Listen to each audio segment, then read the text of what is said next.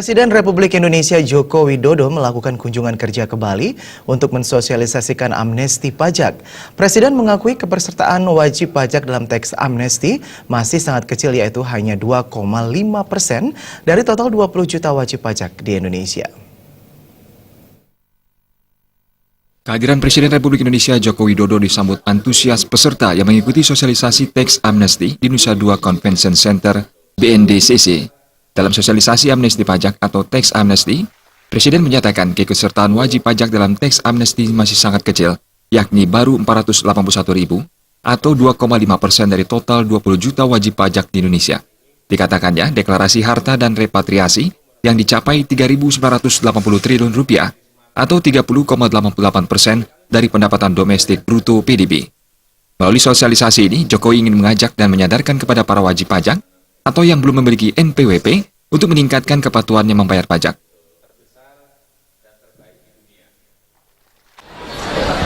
Yang ikut teks amnesti itu baru 2,5% dari wajib pajak yang ada.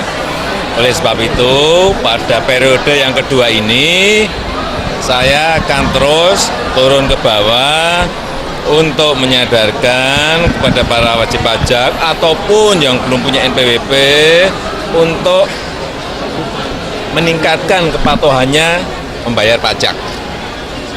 2,5% masih kecil sekali. Oleh sebab itu masih ada potensi yang besar yang perlu kita sadarkan agar semuanya nanti bisa ikut teks amnesti. Itu aja. Presiden Jokowi menambahkan, jika separuh saja dari wajib pajak yang ikut teks amnesti, maka Indonesia tidak perlu meminjam uang dari luar negeri, tidak perlu rebutan investasi atau rebutan arus uang masuk. Kita ini memiliki uang.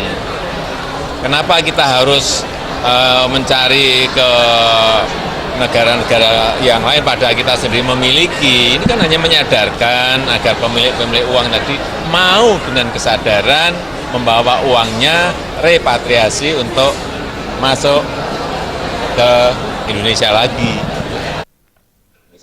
Menurut Jokowi, uang dari teks amnesti sangat penting untuk membangun infrastruktur, industri, hingga pertanian dan perkebunan.